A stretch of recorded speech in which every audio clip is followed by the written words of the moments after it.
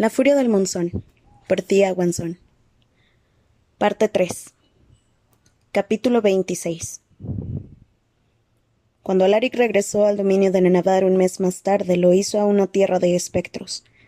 Tras tomar tierra en un puerto vacío y abandonar el hangar de la Libertadora, la chalupa negra quizacense sobrevoló por encima de ciudades enteras completamente inertes. Pueblos donde no se escuchaba ni un solo ruido y carreteras vacías que en el pasado habían estado llenas de carritos de mercaderes. El horizonte cerúleo estaba totalmente repleto de la parte trasera de las naves, que se perdían entre las nubes y que llevaban a bordo a los últimos nenavarenos evacuados. Viajarían tan lejos como pudieran antes de la obscuridad de las lunas ausentes, ya que cuanta más distancia hubiese entre ellos y su tierra natal, más aumentarían sus posibilidades de sobrevivir. Impulsados por tierra y mar por el vapor de éter, se alejarían de la nación que se convertiría en su tumba si Alaric y Taliesin no lograban contener el vacío voraz. Seremos los primeros en morir si eso ocurre. Aquel pensamiento brotó en su interior mientras se encontraba sobre la cubierta de madera de la nave, sobrevolando unas vistas sobrecogedoras de los bosques y arena blanca. Trató de ignorarlo, ya que los forjasombras aborrecían el miedo, pero se aferró con dientes y uñas a su corazón. Comenzaron a aparecerse en su mente unas imágenes grotescas de forma descontrolada. Alaric de pie al filo del cráter del vacío voraz con Taliesin. Cómo se los tragaba la neblina de color amatista. Cómo disolvía la magia sus cuerpos y se extendía por el mundo. Esa noche. Todo se resolvería esa noche. El pinchazo de ansiedad tan solo sirvió para empeorar el humor tan horrible que había tenido Alaric durante el pasado mes. La actividad rebelde se había visto disminuida ante las evacuaciones en masa del continente, pero habría preferido la simplicidad del combate a la burocracia que había tenido que soportar. Había sido un mes de peleas con sus oficiales, de ignorar los ataques verbales de su padre, de discusiones ante la logística de trasladar a millones de personas y todos los recursos necesarios. Y al final no habían sido capaces de trasladar a todo el mundo, ni siquiera a todos los que no habían estado en la lista de exclusión. Simplemente carecían de las naves necesarias para ello. Un mes de fracasos y callejones sin salida. Todo ello mientras la canción del Sarimán resonaba entre las paredes de sus aposentos. Libre de las constantes extracciones de sangre y de la obscuridad del salón privado de Gaeris, el ave había recuperado las fuerzas y también su plumaje de intenso color. Sin embargo, al igual que la mayoría de las criaturas de Nenavar, su esposa incluida, parecía disfrutar de forma cruel, causándole problemas, no cerrando nunca el pico, cantando sin cesar y batiendo las alas contra los barrotes de la jaula cada vez que Alaric quería descansar. En su cabeza le había puesto un nombre: Guayaba, un pequeño chiste que solo Taliesin entendería, aunque no podía contárselo. Se habían escrito cartas de forma bastante frecuente, y la mayoría de ellas habían sido transportadas por págalos quesatenses a través del mar eterno, ya que estaban mejor preparados para el vuelo a larga distancia que las águilas nenavarenas o los cuervos de la casa Osinast. Solían ser cartas breves, escritas a modo formal, más argumentativas que otra cosa, y detallaban cosa de poca importancia aparte del progreso de Taliesin con su entermancia. Pero Alaric había disfrutado de cada frase que ella le había mandado, y se pasaba horas leyéndolas e imaginando las palabras con la voz de Taliesin, a pesar de que su horrible letra hacía que le dolieran los ojos. No podía esperar a verla. Era un sentimiento muy extraño, ya que estaba emocionado, pero también angustiado. La chalupa sobrevoló el mar eterno y los detalles de llantas comenzaron a hacerse visibles. Alaric divisó a la gente que había en la plataforma de aterrizaje, que esperaba para recibirlo, y a las personas que estaban en la playa, que arrastraban sus redes de pesca sobre la orilla o escalaban los cocoteros para recoger la fruta marrón y lanuda. Podría haber sido un día totalmente normal en la isla, no uno que podía ser el fin de todo cuanto conocían. Taliesin estaba notablemente ausente entre el comité de bienvenida. Alaric sintió una ligera sensación de irritación mientras desembarcaba. Aquello era una violación muy grave del protocolo. Gia salió de entre la multitud para saludarlo y sus rizos oscuros se movieron de arriba a abajo. «¿Aún estás aquí?». Alaric no fue capaz de esconder su sorpresa. «Ah, Su Alteza les pidió a todos sus empleados que se marcharan», le dijo Jie.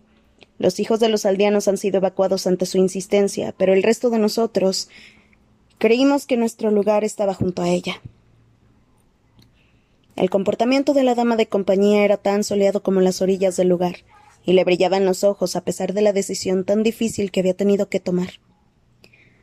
Los empleados de la cocina estaban particularmente preocupados de que la Lachisca no pudiese comer sus platos favoritos en su ausencia.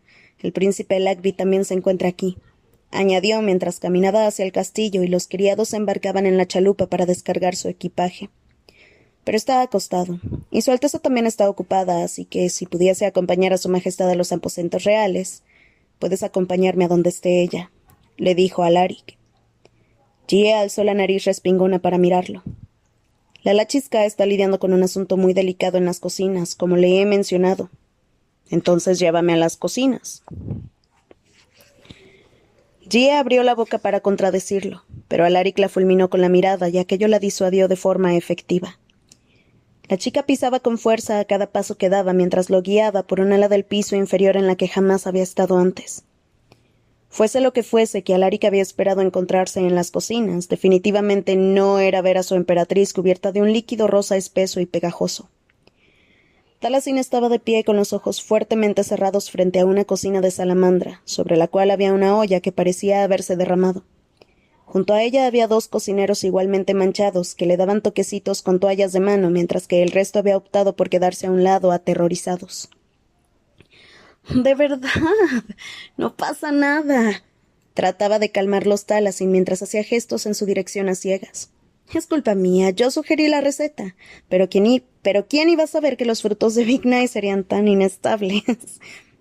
«Yo se lo dije», le dijo Jie a Alaric en un susurro. Alaric se tapó la boca con la mano para reprimir la carcajada que luchaba por escapársele. La masa de la tarta hacía que el cabello suelto de Taliesin se le pegara a la frente.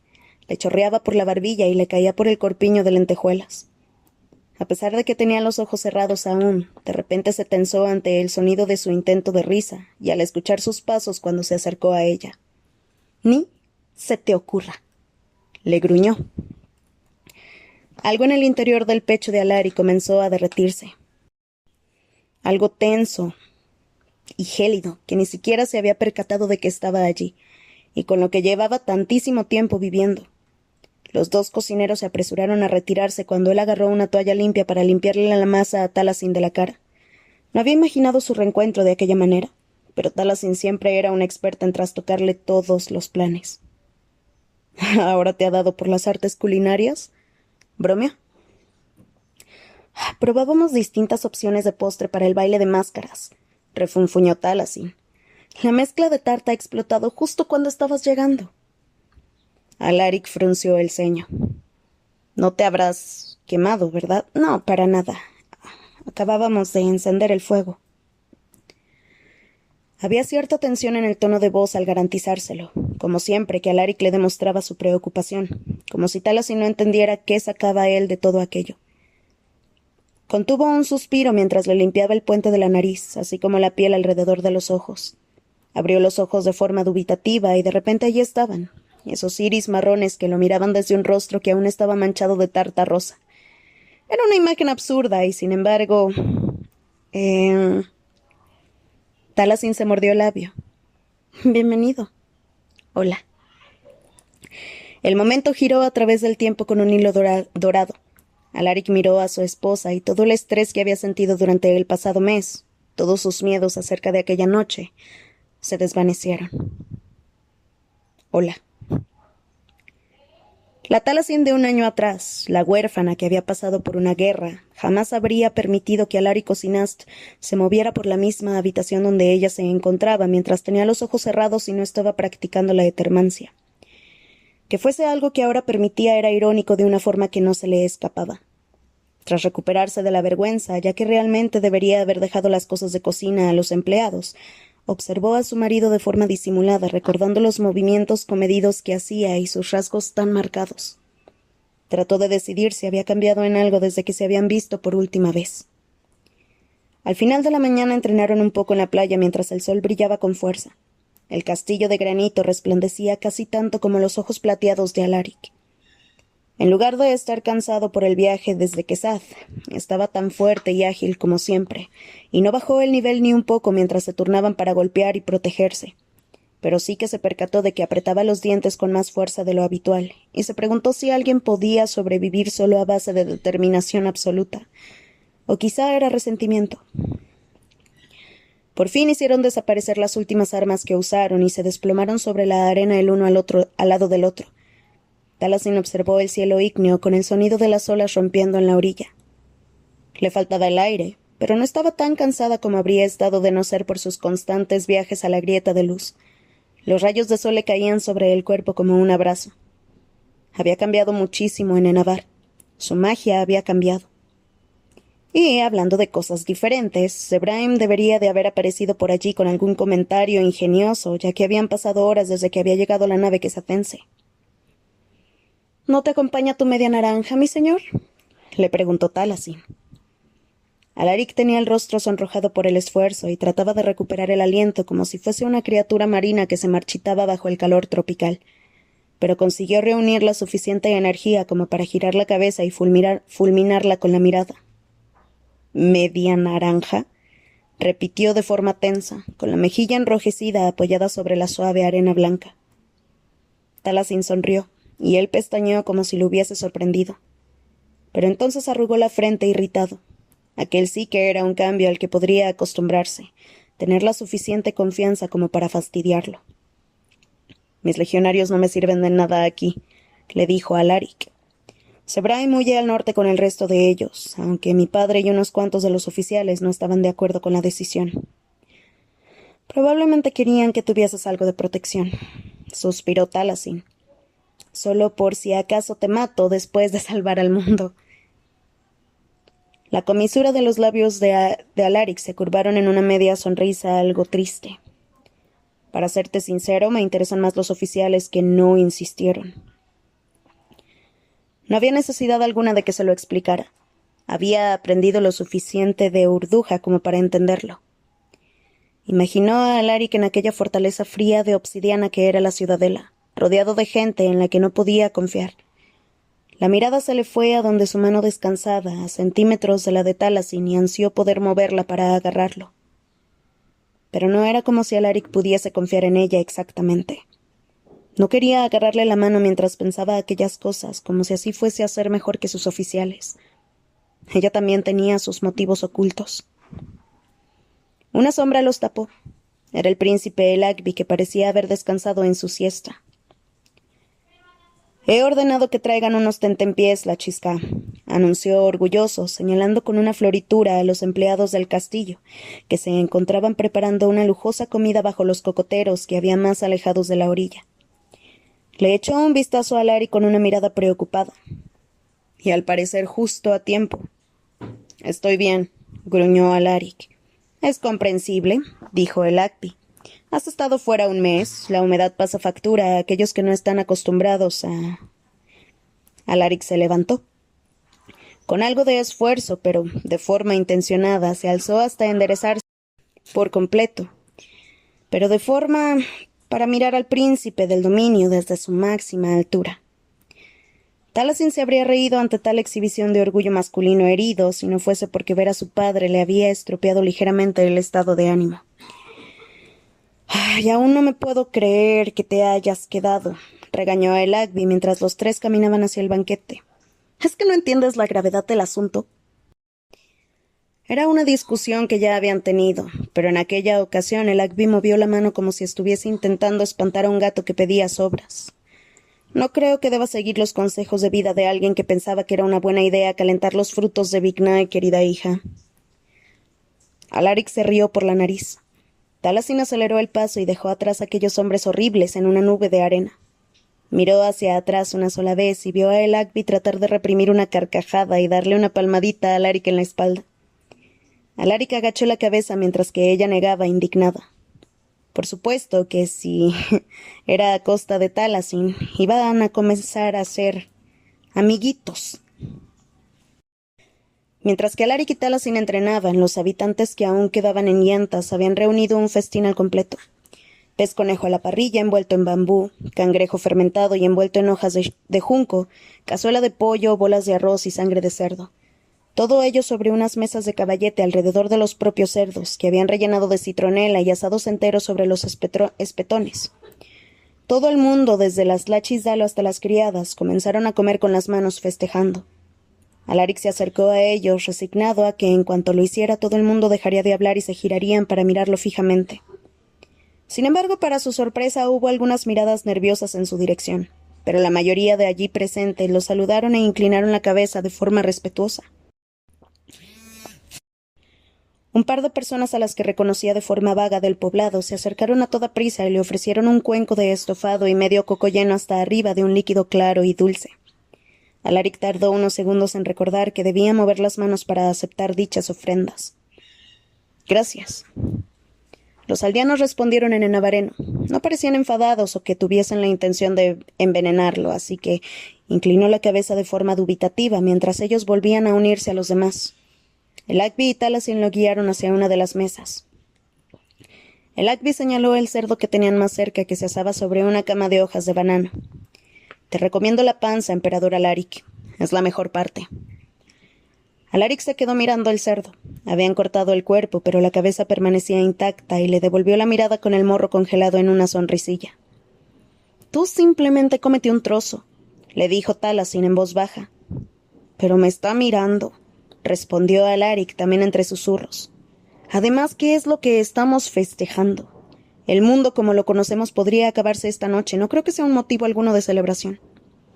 «Deberías saber ya que la respuesta nenavarena ante cualquier asunto es celebrar una fiesta», dijo Talasin. «¿Recuerdas cuando la Sayalachis anunció nuestro compromiso?» Es cierto». Se sirvió un sabroso trozo del cerdo asado con la piel crujiente y la carne blanda, que le dejó una capa de grasa en la lengua.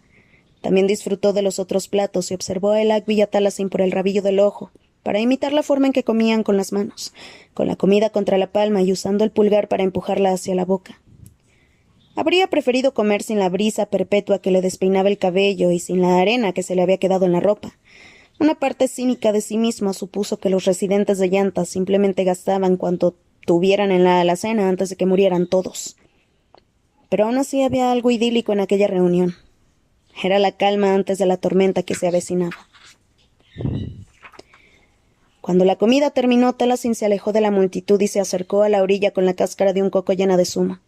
Alaric la siguió con la apariencia de alguien que no sabe qué otra cosa hacer, y el Agby enseguida se unió a ellos, lamentándose de forma animada por una partida de cazonca que había perdido con uno de los jardineros del castillo. El calor había remitido ligeramente conforme el sol se hundía por el horizonte. En solo unas horas el día acabaría y entonces llegaría la noche. La que quizás sería la última noche. «Amia». Talasin miró a su padre. La sonrisa relajada que le dirigió era tan amable, transmitía tanta paz que Talasin sintió de nuevo el terror gélido de no volver a verlo, como un soplo de aire del invierno sobre aquella tierra dorada. «Deberías de haberte marchado con las Sayalachis, y si el escudo no funciona, y funcionará», dijo el Agby convencido. «Tengo fe en ti». «Pero ¿y si no lo hace?» «Entonces zarparé con los ancestros», dijo el Agby, contento por saber que no abandoné a mi hija y la dejé sola al final. Al igual que cuando el Agby la había visto en el día de su boda, Talasin se quedó muda y sin saber cómo reaccionar ante tal muestra de amor. Todas sus discusiones de la última semana sobre aquel tema se redujeron a aquel momento. Talasin se inclinó contra el Agby y apoyó la cabeza sobre su hombro mientras él le acariciaba el cabello. Alaric miraba el horizonte de forma estoica para concederles toda la privacidad que podía. Estaba incluso más calmado de lo normal cuando se retiraron en dirección a palacio. Talasin sintió que con el atardecer su preocupación no dejaba de aumentar, y la intranquilidad la perseguía allá donde iba, en cada uno de sus movimientos. Nadie sabía lo que ocurriría a medianoche. Todos habían depositado su fe en la magia del eclipse porque la esperanza era un acto reflejo, lo único bueno que les quedaba. Pero nadie estaba del todo seguro de que fuese a funcionar. Talasin se percató de que algunos criados se limpiaban las lágrimas apresuradamente mientras lo preparaban todo para la noche, y verlos así casi hizo ella que también se echara a llorar. Antes de que Alaric pudiera abrir la puerta que daba a sus aposentos del todo, le agarró el puño bordado de la manga, apretando entre los dedos la seda cálida. ¿Quieres que vayamos a alguna parte? Le soltó. Una parada rápida antes del eclipse séptuple. La observó de forma sombría con sus ojos grises. Taliesin podía ver sus propias dudas reflejadas en la mirada del otro, pero no vio nada del recelo que había anticipado ante la pregunta repentina. Quizá ella no era la única que estaba cambiando. ¿A dónde quieres ir? Le preguntó.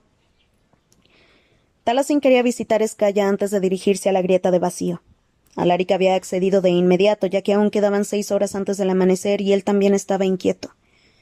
También le pareció perfectamente apropiado que volvieran al lugar donde aquel matrimonio tan insólito había comenzado para la que podía convertirse en su última noche. Pero lo primero era lo primero. Debían prepararse para la batalla. En su vestidor, Alaric se colocó su armadura de forma contemplativa y despejó la mente como siempre hacía antes de una batalla. A lo que iban a enfrentarse tenían los mismos riesgos. No había esperado que su padre lo llamara, pero allí estaba, arañando los límites de su mente, en el estrecho velo que los separaba. Alaric entró de forma cautelosa en el espacio intermedio mientras se preguntaba qué querría Gaerys para hacerlo llamar en aquel momento. Unos ojos dorados lo observaron desde un trono hecho de sombras, entre unas paredes temblorosas de éter inestable. Gaerys no parecía tener mucha prisa por hablar, así que Alaric decidió romper el silencio él mismo. ¿Te has alejado ya del continente, padre? Hemos zarpado tan al norte como nuestras naves nos han permitido, respondió Gaerys. El resto recae sobre ti, hijo mío. Lo sé. Los dedos marchitos del regente temblaron sobre el reposabrazos del trono. Si esto es un adiós, entonces... adiós. Su expresión era contemplativa. Que nuestras almas encuentren cobijo entre los sauces, hasta que todas las tierras se hundan bajo el mar eterno y tú y yo nos hemos encontrado de nuevo. Sintió una oleada de vergüenza ante lo mucho que le afectaban aquellas migajas de afecto a Alaric, y se quedó mudo momentáneamente. Vergüenza porque anhelaba algo más. Hubo un tiempo en el que aquello le habría parecido suficiente y habría estado satisfecho, pero había visto la forma en que Lagby trataba a Taliesin y no podía evitar sentir que así era como un padre debía actuar. Quizás Gaerys podría haber sido así si no fuese por la guerra. O quizás Alaric pedía demasiado. No te fallaré, juró Alaric, ni a ti ni a Quesaza. Su padre asintió. Recuerda, le dijo, cuando zarpes de vuelta a casa, trae a tu tejeluces contigo, o no te molestes en volver. El pozo umbrío replegó sus gélidas garras, pero Alaric sintió en su interior el frío durante mucho más tiempo.